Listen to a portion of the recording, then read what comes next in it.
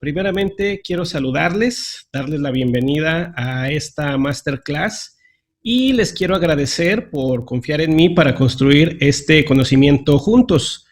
Esta actividad está pensada para los siguientes objetivos: que nos reunamos una vez al mes a platicar de temas de estimación y también algo de ingeniería de software de vez en cuando. Expandir los temas de los que están inscritos en el curso y lo que están viendo y conociendo por allí, e interactuar, porque en el curso solamente me están viendo en la pantalla y no tenemos mucha interacción por allí. Entonces, para vernos las caras de vez en cuando y también hacernos preguntas, también ver algunos ejemplos, también ver algunas otras cosas que nos puedan ir ayudando en esta aventura que es la estimación y la ingeniería de software. Como les mencionaba, los objetivos o lo que haremos en estas sesiones una vez al mes es expandir los temas, ver diferentes cosas que nos ayuden a entender mejor los temas de estimación. Vamos a ver algunos ejemplos, vamos a ver algunas herramientas, vamos a platicar en otras sesiones. El día de hoy vamos a resolver dudas puntuales. Allí durante la semana pasada y esta te pregunté o te pedí un registro para que me dijeras cuáles son las dudas que tienes en este momento. Así que de la lista de las personas que me enviaron sus preguntas, hoy seleccioné 5, que son las que voy a responder y ejemplificar aquí. Me gustaría responderlas todas, pero dado el tiempo no nos va a dar suficiente para hacer eso. Sin embargo, todos van a tener respuesta que les haré llegar a vuelta de correo. Y la primera pregunta que voy a atender de la lista es: ¿cuál de las técnicas de estimación es mejor? Esta es una pregunta muy frecuente que he escuchado, me hacen, y también le he escuchado que le hacen a otras personas. ¿Cuál es la mejor forma de estimar? ¿Cuál es el mejor método de estimación que existe? E invariablemente para eso mi respuesta siempre va a ser: todas y ninguna. Todas, porque tienen alguna ventaja y son útiles para estimar cierto tipo de proyectos o para dar una respuesta y un resultado en algunas veces. Y también para otras no nos servirán, no nos van a dar la respuesta o no va a ser útil ese método y esa técnica para un proyecto, un cliente o una situación determinada. Es como si dijéramos que existe una única herramienta para construir, arreglar y hacer todo en el mundo físico. Sabemos que hay herramientas diferentes que nos van a dar resultados diferentes dependiendo de qué es lo que tenemos que hacer. Así, un martillo te servirá muy bien para construir y para poner algunas cosas como clavos o golpear cosas, pero no te será de mucha utilidad cuando quieras limpiar unos vidrios. Si intentas limpiarlos a martillazos, pues lo más probable es que los rompas. Por lo tanto, quedarnos con una sola técnica o con un solo método de estimación en algunos momentos nos ayudará, pero la mayoría de las veces nos va a perjudicar. Por lo tanto, ¿qué hay que hacer cuando queremos seleccionar un método de estimación? Como decimos varias veces, la respuesta a esta pregunta es: depende. ¿De qué depende? De lo siguiente. Primero, tu experiencia. Tu experiencia como desarrollador o tu experiencia como team member. Y no me refiero nada más a la tecnología, sino a tu experiencia en general, a cómo has visto, a cómo has trabajado y cómo visualizas lo que se tiene que hacer en un proyecto de desarrollo. También a la información histórica con la que cuentas. Hay veces en que ya hemos trabajado con el equipo en varias ocasiones, ya hemos hecho un trabajo previo y por lo tanto tenemos información de cómo nos hemos comportado previamente. Si el equipo se ha mantenido junto y si la mayoría del equipo va a volver a trabajar en tu proyecto, entonces estos datos históricos te ayudarán para seleccionar o para ver cuál es la mejor manera de estimar el nuevo trabajo que vas a hacer. También hay que considerar las características de los proyectos. No todos los proyectos son iguales. A veces decimos, lo vamos a construir en Python y ya con eso creemos que va a ser exactamente igual a todos los demás proyectos Python que hemos hecho en el pasado. Esto no es así. Los proyectos varían. A veces tienen un equipo diferente, las características del cliente son distintas. Imagínate que vas a hacer una estimación en una situación normal, donde tú puedes visitar al cliente físicamente. Ahora que vas a hacer el proyecto, pero en las circunstancias que vivimos hoy en día, donde la cercanía y la proximidad no son tan fáciles. O bien en una situación normal, donde tu cliente geográficamente no está en el mismo lugar, no tiene el mismo acceso a la tecnología, los presupuestos varían. También hay que considerar las características del equipo. Si el equipo cambia en cada proyecto, tenemos que tomar en consideración esos datos, esa información. A veces queremos estimar creyendo que el equipo es el más experto y el mejor o que todos tienen un comportamiento similar. Eso nos va a meter en problemas, particularmente si decimos todos van a tener un comportamiento de experto y la mayoría no. Y esto también es importante. Si no tienes datos históricos, entonces no te aventures a usar un método que los requiere, como Probe, como FusyLogic, como componente estándar y a veces también function points y use case points. También, si quieres usar datos históricos, asegúrate que son tuyos. A veces tenemos la tentación de utilizar los datos de la industria, pero muchas veces estos no se ajustan a nosotros. Por lo tanto, ten mucho cuidado de cuáles son los datos que vas a utilizar para estimar, sobre todo si a nivel cultural hay algunos cambios importantes y la productividad que, por ejemplo, que estás utilizando no es la misma. Lo mejor siempre será experimentar y evaluar. Es decir, si quieres utilizar un método, haz la prueba, ve el resultado, aprende de ello y decide en siguientes ocasiones si lo puedes volver a utilizar o qué es necesario o cuándo es útil ese método en particular. Segunda pregunta, ¿cómo se puede estimar una historia de usuario a líneas de código? Esto también es algo muy frecuente. Cuando hablamos de la estimación, hablamos de que primero hay que estimar el tamaño del producto. Y ojo, si han estado siguiendo en al menos una parte el curso de estimación, sabrán que tamaño no es lo mismo que tiempo. ¿Por qué lo digo? Porque muchas veces los project managers, los líderes de equipo y algunos desarrolladores tienden a estimar el tamaño de un proyecto equiparándolo con el tiempo. Y el tiempo medido en calendario o medido en horas. Entonces, esto no es así. Para obtener el tiempo, primero debemos de entender el tamaño. Y para entender el tamaño, primero debemos de encontrar una forma de medirlo. Es decir, una métrica que podamos contar, que podamos decir, el tamaño de este proyecto es 20, es 30 y el apellido de la métrica. Es como cuando hacemos un recorrido y sabemos que el recorrido o una distancia se mide en kilómetros, no en horas, no en días de recorrido. Sabemos que la distancia es esa. Entonces aquí también el tamaño está asociado a esa métrica. Y una de esas métricas o una de las métricas conocidas para el tamaño en el software es líneas de código. Líneas de código es una métrica fácil de contar, fácil de controlar, siempre y cuando las líneas de código sean iguales. Es decir, que no estamos mezclando diferentes tecnologías o diferentes tipos de líneas de código a la vez. Cuando hacemos esto, es decir, que la tecnología y las líneas de código las tenemos bien entendidas, podemos utilizarla para estimar el tamaño de nuestro proyecto o de nuestro trabajo.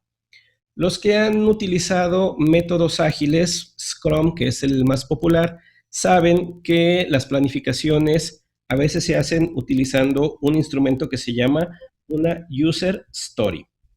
¿Qué es una user story? Una especificación breve y corta de un requerimiento en concreto.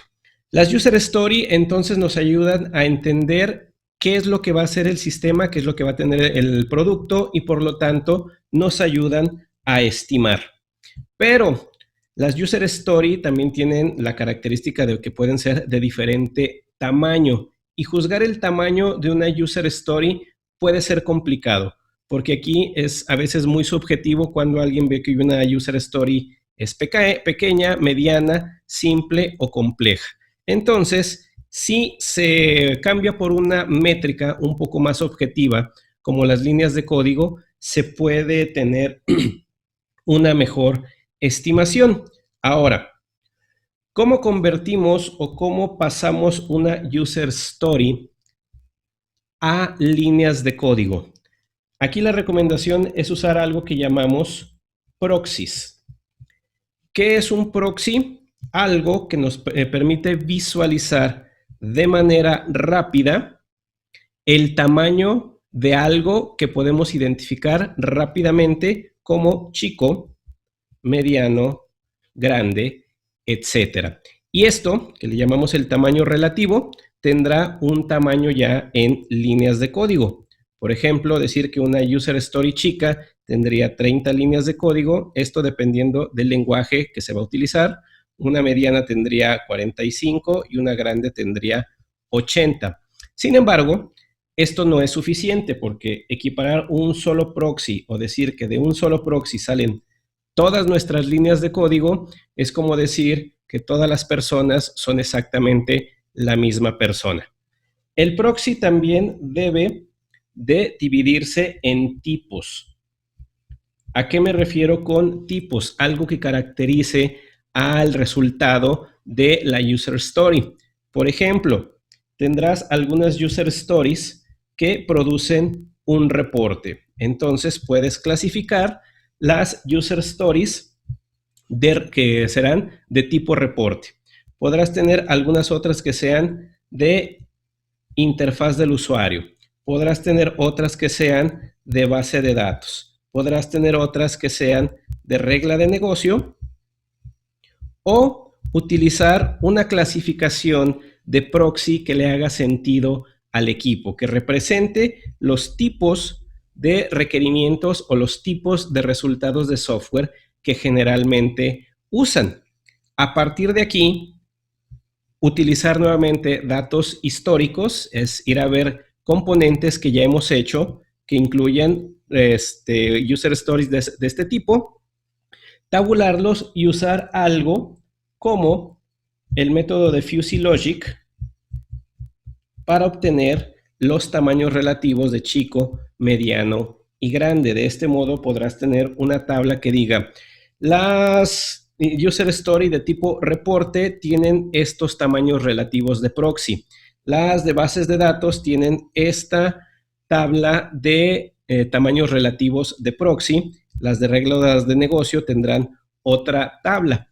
De modo que cuando hagas una estimación o cuando el equipo esté estimando las user stories, diga, bueno, tenemos esta que es de reporte y creemos que, o la evaluamos como de complejidad mediana. Vamos a nuestra tabla, obtenemos el número de líneas de código estimadas y con eso vamos sumando la cantidad de líneas de código que tenemos para que después con nuestra productividad histórica podamos saber cuántas horas nos llevará a hacer todas las user stories del sprint.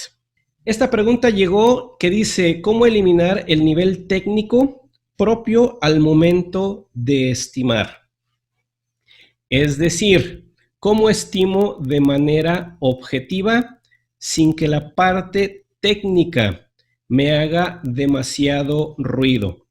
Sabemos, si hemos trabajado con compañeros de equipo que tienen diferente nivel de experiencia, diferente nivel técnico, que algunos dirán, es que este proyecto realmente es fácil o lo que necesitamos hacer es difícil.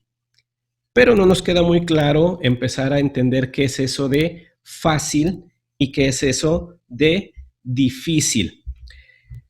Hacer a un lado lo técnico para poder comenzar a estimar requiere que hagamos dos cosas. La primera es eso, empezar a quitar elementos ambiguos como fácil o difícil y después centrarnos en entender cuál es el propósito del sistema que se va a hacer. ¿Qué es lo que tiene que hacer? ¿Cuáles funciones van a incluir? ¿Cuáles objetivos de los usuarios y del cliente va a completar? Después de ello, ahora sí tenemos que pensar cómo se va a hacer y conceptualizarlo. Hay un elemento en los métodos de estimación que he utilizado y aprendido que es de mucha utilidad o me resulta muy valioso, que se llama el diseño conceptual. Un diseño conceptual es un diagrama en el cual reflejamos las partes que creemos irán en el sistema o no. Entendemos que formarán parte del sistema y las conexiones entre ellos. Es decir, visualizamos elementos en alto nivel y los relacionamos con otros. Decimos, por ejemplo, que si vamos a tener un componente que va a ser una conexión de base de datos, lo asociamos naturalmente con componentes o con una base de datos. Y aquí establecemos que va a almacenar datos en algo que los va a tener y otro que nos va a permitir conectarnos a ellos. Que vamos a tener componentes que hagan una lógica para el negocio, que vamos a tener algunos componentes para explotar y presentar datos. Recuerden, este es un diagrama conceptual que me estoy inventando de un sistema que estoy creando ahorita al aire y siempre es en alto nivel. No estoy especificando aún aquí tecnología, formas, modos o algo que sería más propiamente en un diseño arquitectónico. Simplemente visualizo qué partes existirían y cómo se interconectarían. Para a partir de aquí, ahora sí, proponer alternativas. Es decir, de qué manera podríamos lograr que esto se represente. Y aquí sí, desde proponer tecnología, proponer formas de resolver el problema. A veces partimos de la estimación siempre basándonos en lo que sabemos hacer. Si somos muy expertos en un lenguaje, como me pasaba a mí hace 15 años, o sea, ¿cómo hacemos todos los sistemas en PHP? No todos los sistemas se resuelven en PHP. Entonces partíamos del hecho de que iba a ser en PHP y teníamos que hacerlo con PHP. A partir de allí decíamos o evaluábamos toda la complejidad solo de PHP, sin entender previamente cuál era el objetivo del sistema o qué funciones debería de cumplir. ¿Qué problemas enfrentábamos después? Que la tecnología no siempre era la más adecuada para cumplir con los objetivos y las funciones, pero como ya lo habíamos hecho así, teníamos que forzar la complejidad a que fuera de esa forma. En uno de los problemas ocurrió que había una interfaz hacia hardware. Imaginen tratar de conectar un hardware especializado, era una máquina dispensadora con PHP, y es el PHP de 2005. Era realmente difícil porque había que agregar más elementos en medio. Esos elementos que no fueron visualizados al principio resultaron ser bastante complejos, por lo tanto, la estimación quedó muy corta, el calendario también quedó muy corto y el error de estimación fue bastante grande. ¿Qué hacemos entonces con el aspecto técnico? Una vez que entendemos conceptualmente qué es lo que se va a hacer, ahora sí, proponemos alternativas. Y una de las cosas que no debes de dejar fuera, te lo voy a anotar aquí en rojo, es algo que se llama las características propias del sistema, los requerimientos no funcionales. ¿Qué es un requerimiento no funcional? Cosas que no puedes programar de una sola vez o tener como una sola función. Cosas como la seguridad, cosas como la disponibilidad, cosas como el performance, es decir, atributos que quieres ver en todo el sistema. Y como estos no los puedes programar en un solo componente que digas, esto es el componente de performance, pues tienes que considerarlos como parte de todo tu sistema. Habrá algunos sistemas que tengan esto como muy importante, otros que tengan esto como más importante y también otras características. No es lo mismo instalar un sistema en un servidor que en 100. Tampoco es lo mismo tener un sistema que sea para 5 usuarios o para 5,000. Entonces, una vez que entendimos bien qué es lo que el sistema debe de hacer, cuáles son sus funciones, cuáles son sus usuarios y cuáles son sus objetivos, también tenemos que considerar la parte técnica o la complejidad técnica. Y sí hay métodos, sí hay técnicas que consideran la parte técnica, principalmente use case points y function points hablan y evalúan este elemento, la parte técnica. De hecho, en function points se llama technical factor, en use case points también, donde a través de ciertos criterios evalúas qué tan complejo es o qué tan difícil técnicamente es hacer ese sistema con cierta tecnología o con cierta alternativa. Principalmente una diferencia entre use case points y function points es que use case points considera algo que se llama el factor ambiental. ¿Qué es el factor ambiental? La gente y el ambiente en el que se va a desarrollar el sistema. A veces lo técnico no es tan difícil. Digamos que vamos a hacer algo en la tecnología moderna, pero no tenemos las características ambientales en el equipo para hacerlo. ¿Qué cosas van en ese factor ambiental? Por ejemplo, la configuración de tu equipo. En algunas organizaciones te vas a encontrar que los equipos no permanecen fijos todo el tiempo. Tienes un conjunto de gente que está haciendo de chile, mole y pozole, y a veces está en un proyecto y a veces está en otro. A veces dices, te lo voy a dar de tiempo completo para este proyecto, pero en alguna emergencia lo toman y ya dejó de trabajar allí. Es decir, un equipo variable, un equipo que no está de tiempo completo. Eso se puede utilizar o eso también le da un peso al ambiente y nos dice qué tan complejo o cuánto sería el esfuerzo para desarrollar esa funcionalidad, ese sistema en el ambiente actual. Nuevamente, en resumen, paso 1, olvídate de todo lo que sabes de tecnología antes de estimar. Entiende bien los objetivos, las funciones y lo que debe de hacer ese sistema. Conceptualízalo. Ten en cuenta las características propias de ese sistema y ahora sí, evalúa cuál es el impacto del factor técnico o de la complejidad técnica en este sistema. Otra de las preguntas que me hicieron llegar es, ¿cuáles métricas existen para relacionar el esfuerzo de implementación y el de testing?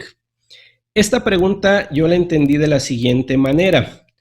Cuando estimamos, la estimación nos da el esfuerzo de desarrollo, de codificación o de construcción del sistema.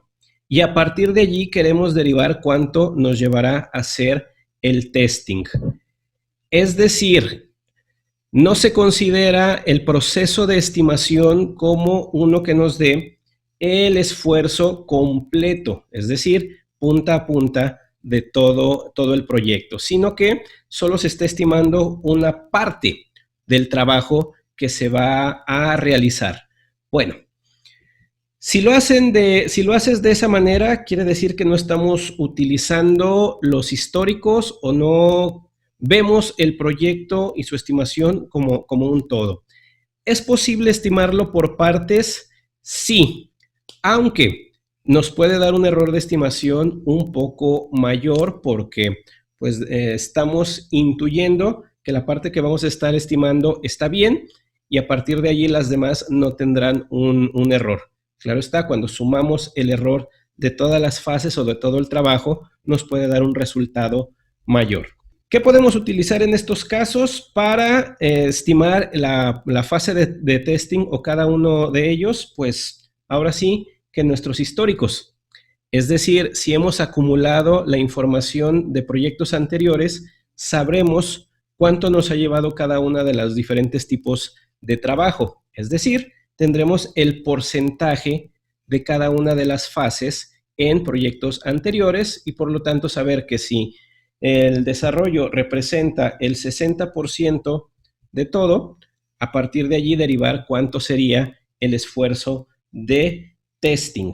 Lo ideal nuevamente es estimar el tiempo para todo el proyecto, pero si no vamos a hacer esto, podemos utilizar algo como es el tiempo de arreglo de defectos por fase. La densidad de defectos, la tasa de inyección de defectos y una métrica que se llama yield de proceso. Te los describo con mayor detalle. Estas, tiempo de arreglo, tasa de inyección y densidad de defectos, nos permite anticipar o entender la calidad del producto. Un producto de alta calidad realmente será fácil de probar y la fase de testing será corta porque encontrará pocos o ningún defecto. Un producto de baja calidad será muy difícil de probar porque cada vez que pasa por una actividad de testing tendrá más y más defectos, por lo tanto regresará más y más a la construcción, que si se sigue haciendo de la misma forma en que se construyó la primera vez, pues la calidad se mantendrá igual, baja, y tendrá más tiempo probándose. Vamos a ver las métricas por separado. Primero, tiempo de arreglo de defectos por fase. ¿Qué significa eso? Conforme vas avanzando en las diferentes fases, sabemos que el testing no es nada más sentarse y probar. Tenemos diferentes niveles de testing, como son las pruebas unitarias, las pruebas de integración, que algunos llaman pruebas funcionales, es decir, donde ven flujos de la aplicación completos integrando varios componentes, pruebas de sistema, que no es lo mismo que hacer pruebas con el usuario. Pruebas de sistema va y verifica los atributos de calidad y requerimientos no funcionales del sistema. Y finalmente, las pruebas de aceptación con el usuario, es decir, presentar el sistema al usuario. Y dependiendo de dónde encontremos el defecto, nos llevará tiempos diferentes para arreglarlos. En pruebas unitarias, entre media hora a una hora por defecto encontrado. En pruebas de integración o pruebas funcionales, 5 horas por cada defecto. En pruebas de sistema, 10 horas. Y en pruebas de aceptación o en producción, 100 horas. ¿Qué significa esto en términos de la estimación? Que si cuentas con información histórica y lo combinas con otras métricas, puedes estimar cuál será la calidad de tu producto y decir cuántos defectos esperas en cada una de las fases. Digamos que para pruebas de unitarias encuentras 500. 500 por una hora o media hora son entre 250 y 500 horas. Que para pruebas funcionales esperas 80, por 5 horas son 400 horas. En pruebas de sistema dices, pues vamos a encontrar 20, pero van a ser grandes, son 200 horas. Y en pruebas de aceptación, el usuario nos va a regresar 15 cosas que no hicimos bien. 15 por 100 son 1500 horas. A veces no podemos estimarlo por fase y decimos, bueno, esperamos que haya un total de 180 defectos. ¿Cómo sabemos cuántos va a haber en cada uno? vamos a asumir y a intuir que cada una de estas fases, pruebas unitarias, pruebas de integración y pruebas de sistema, remueven cada una el 50% de defectos que les llegan. Es decir, que si se produjeron 180, aquí se van a encontrar 90, aquí se van a encontrar 45, aquí se van a encontrar 27 y el resto se irán con el usuario. De ahí pues ya podemos hacer cada uno los cálculos y verán que si no le apuntamos a la buena calidad, la fase de testing suele ser igual o mayor que el esfuerzo que llevó construir el producto desde el principio. Ahora, yo les he mencionado que se pueden estimar los defectos, pero te estarás preguntando ahora, ¿y eso cómo se hace? Hay dos formas. Una se conoce como densidad de defectos, que es el número de defectos que hay por cada 1000 líneas de código. Es decir, si tenemos 100 defectos en 1000 líneas de código por 1000, sabremos que tenemos 100 defectos por cada 1000 líneas de código que yo escriba. Por lo tanto, si hago una estimación de mi proyecto en líneas de código y me da una estimación de 10,000, ¿cuál es el equivalente de defectos que puedo encontrar en mi producto? Pues si aquí tengo las log y aquí tengo los defectos y tengo esto, lo que necesito estimar es a través de un despeje. Si tengo 100 como densidad de defectos, tengo X defectos en 10,000 líneas de código por 1000. Hago el despeje hacia acá y hago el despeje hacia acá dividido entre 1000, 100 por 10,000, 100 por 10,000 es 1,000,000 entre 1000, tendré 1000 defectos. Y nuevamente repartiéndolos entre lo anterior de que cada fase encuentra 50%, podremos saber cuál es el tiempo de testing. Otra manera de saber cuántos defectos voy a tener en mi proyecto es utilizando algo que se llama tasa de inyección. ¿Qué es la tasa de inyección? ¿Cuántos defectos pongo en el producto por cada hora que trabajo en él?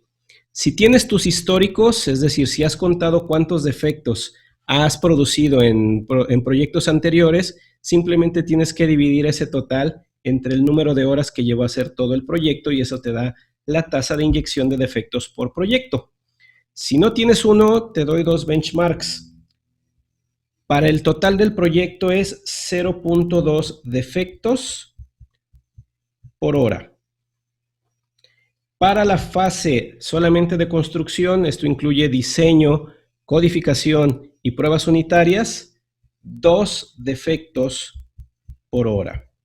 Es decir, que si en tu estimación surge que tú vas a trabajar o el proyecto es de 1000 horas, por 0.2 son 100 defectos.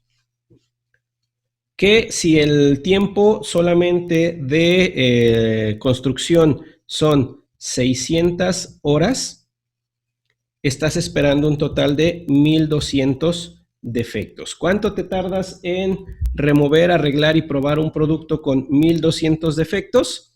Toma como base la información que te di en la diapositiva anterior. En pruebas unitarias, media hora a 1 hora por defecto. En pruebas de integración, 5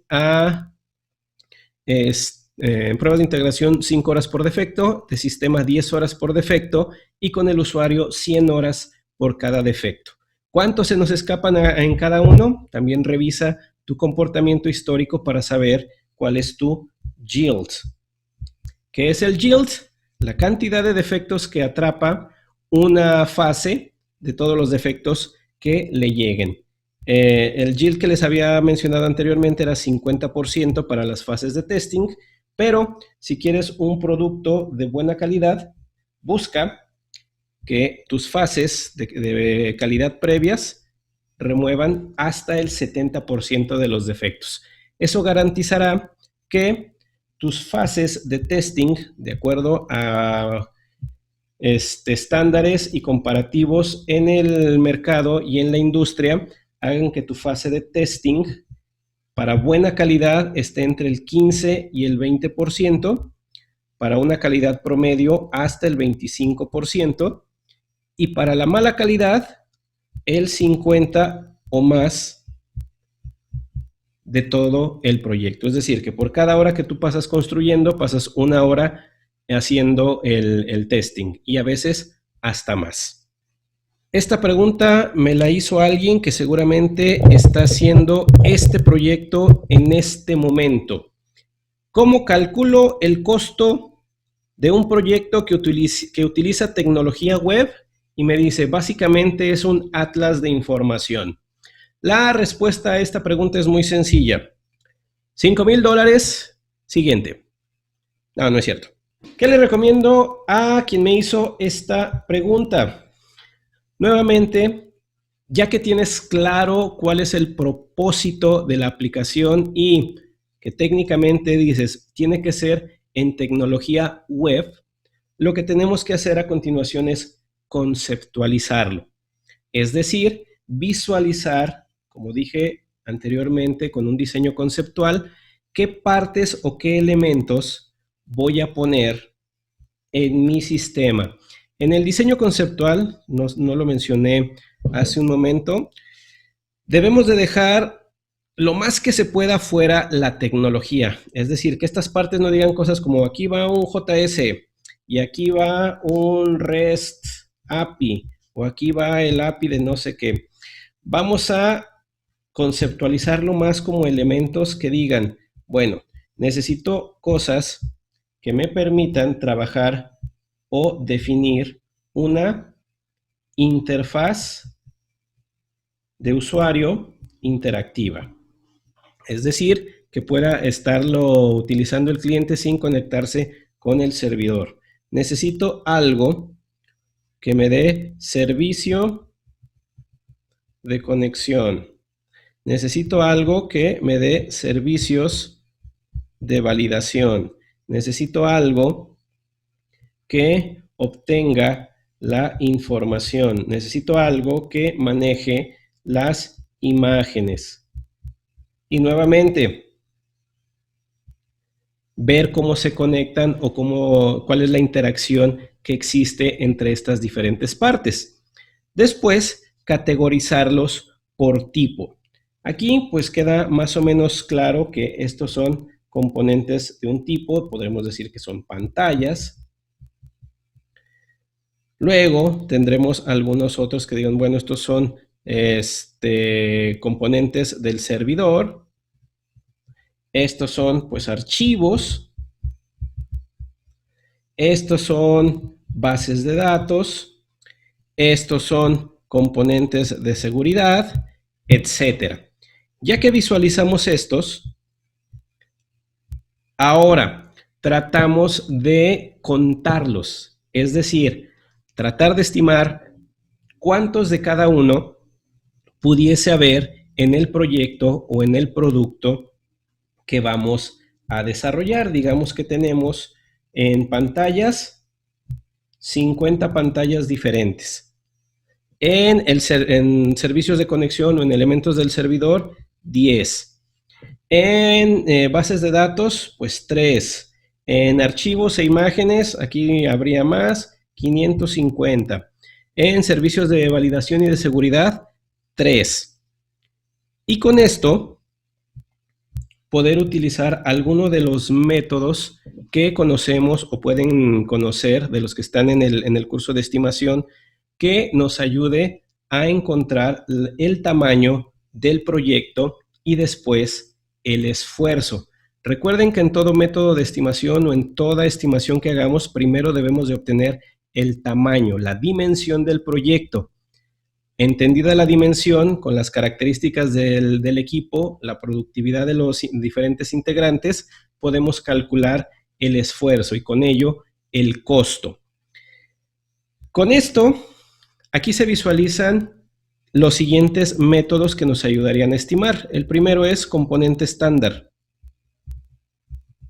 porque aquí ya tenemos elementos que son componentes estándar, es decir, elementos que se hacen varias veces o que se han hecho varias veces en una tecnología o en aplicaciones web. También está Probe, Proxy Based Estimation, que nos ayuda a categorizar los diferentes elementos y conocer sus tamaños relativos, y el método de Fuzzy Logic. ¿Por qué no menciono algo como Function Points, Use Case Points, User Story Points? Porque aquí está muy claro el propósito, la base tecnológica y otras cosas que ya nos dicen. Ya tenemos entendido más a detalle, con mayor información, qué partes o qué elementos vamos a tener. Y ahí funcionan muy bien este tipo de métodos, donde ya hay información histórica y podemos visualizar o poner elementos muy claros como si va a haber 50 pantallas, escribo 50 en la plantilla donde dice pantallas y ese me va a dar el tamaño de las pantallas. Probe igual. Probe, la diferencia que tiene con componente estándar es que hace una regresión lineal para ajustar mi estimación dependiendo de mi comportamiento histórico. ¿Cuál es mi comportamiento histórico? A sobreestimar o a subestimar. Entonces, si yo digo 50 y mi comportamiento histórico es a subestimar, es decir, que siempre que digo un número acabo haciendo más, el método tenderá a hacer ese ajuste hacia arriba, es decir, mira, de acuerdo a tu comportamiento no van a ser 50, van a ser 55 y tener una precisión o un error todavía menor. Y Fuzzy Logic, como mencioné en una pregunta anterior, es las tablas de tamaños relativos, que ya me darían el tamaño de cada una de las partes y con eso después decir si el resultado o la evaluación del proyecto es un número al cual le voy a llamar tamaño y el resultado es 500, después ¿cuánto tiempo requiero yo para construir esos 500 elementos de tamaño? Que es a lo que llamamos la productividad. Y la productividad es cuántas unidades de tamaño por hora he hecho o puedo realizar en el tiempo. Muy importante para los que realizan estimación es de que utilicen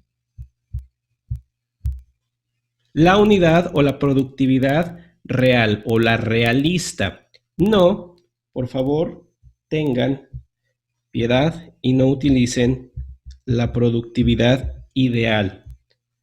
¿A qué me refiero con la productividad ideal? A que alguien como un project manager diga, es que necesito que lo hagas en esta velocidad o a esta velocidad y por lo tanto lo estimó así. Si el ideal te dice la productividad de un ingeniero arquitecto senior y en realidad lo va a hacer un ingeniero junior, ese número te va a dar un error de estimación muy alto. Recuerda, el proceso de estimación es una evaluación de alternativas que nos dicen qué es lo posible de acuerdo a ciertas cosas. No es un compromiso final. Simplemente nos dice, ok, si 500 unidades de tamaño las va a realizar este equipo que está integrado principalmente por ingenieros junior, ellos hacen 3 unidades por hora. Por lo tanto, el tiempo que va a llevar o el tiempo estimado para este producto es 166 horas hombre. ¿Qué es una hora hombre? Pues el esfuerzo total de todos los involucrados. Esto todavía no se traduce a calendario, porque esto nada más me dice cuánto va a costar en esfuerzo. ¿Cómo hago el calendario? Pues cuántas horas disponibles tiene todo mi equipo por periodo de tiempo, digamos por mes. Digamos que este equipo es una sola persona, que si trabaja de tiempo completo me da una efectividad de 20 horas a la semana, por lo tanto le llevará 2.3 meses en hacer este proyecto.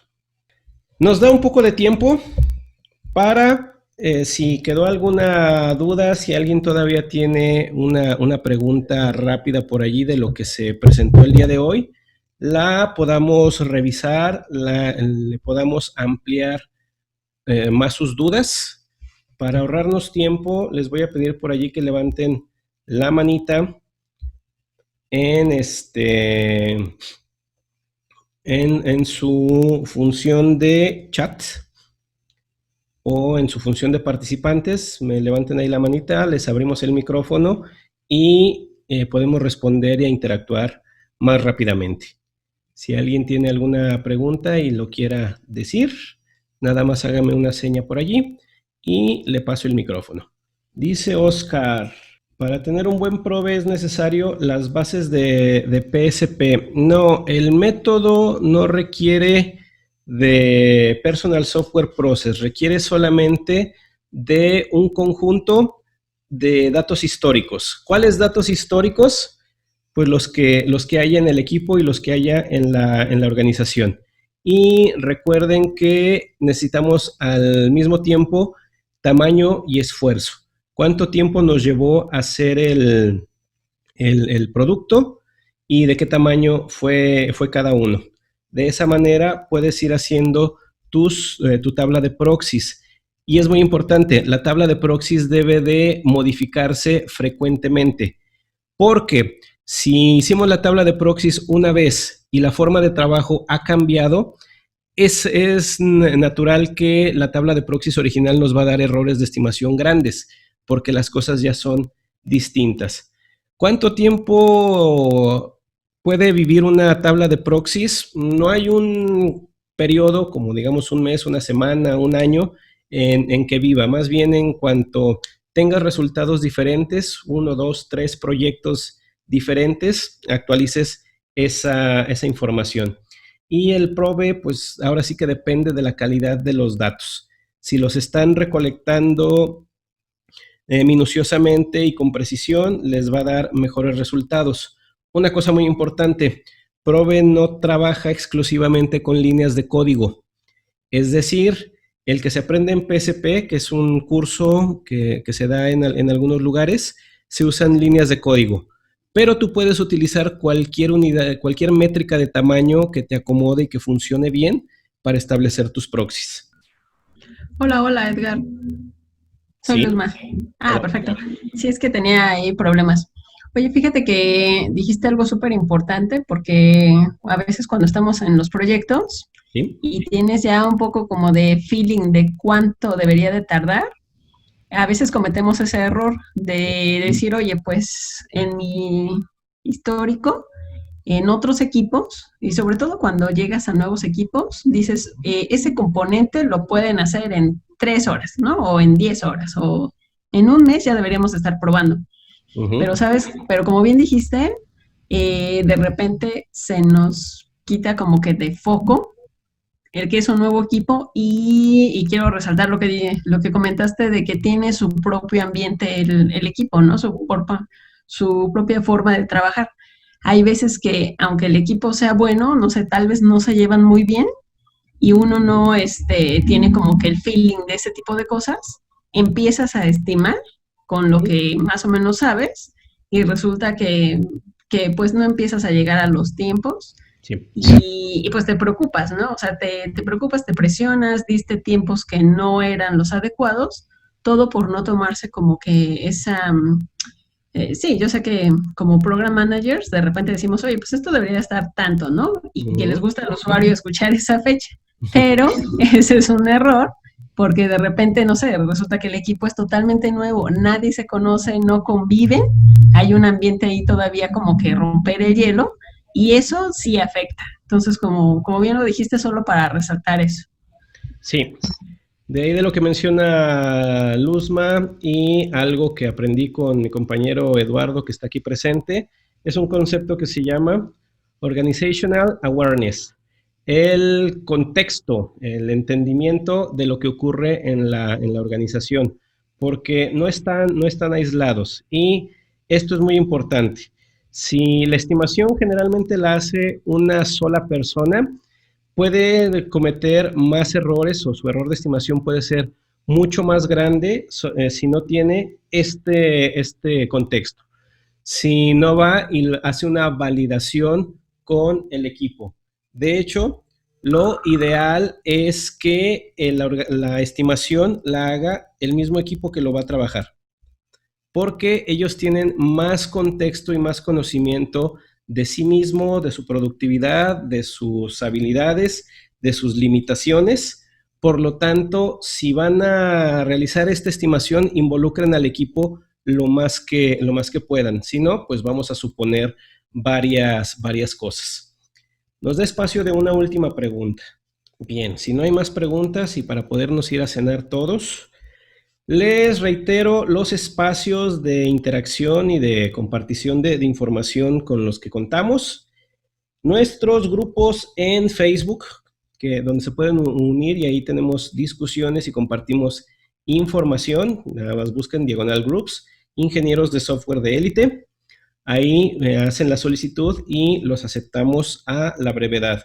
También mi página de Facebook, Software Engineering Coach, donde no he estado muy activo últimamente, pero ahí comparto información y pensamientos útiles.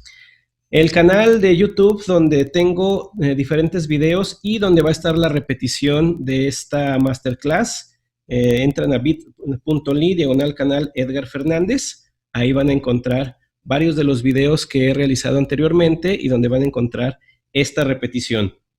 Y también si quieren saber más de lo que hacemos, les interesa conocer una forma de trabajo que pueden llevar a sus equipos, a sus organizaciones, ingresen a aprend-is.net, donde conocerán nuestro método de trabajo, en que podemos ayudar a equipos y organizaciones que se dedican a tecnologías de la información. Y si quieren saber de mí, qué hago, a qué me dedico, cosas que pienso y otra información personal, entren a edgarfernandez.com. Quiero agradecerles su asistencia el día de hoy. Espero que el contenido que encontraron aquí les haya sido valioso. Déjenme sus comentarios ahí en el chat de qué les pareció, qué podemos mejorar para otras ocasiones, si quieren que esto se repita principalmente, y cuáles serían los temas que proponen en otra ocasión. Les agradezco mucho nuevamente que me hayan dejado estar y compartir esta hora con ustedes y pues enseñarles esto que conozco.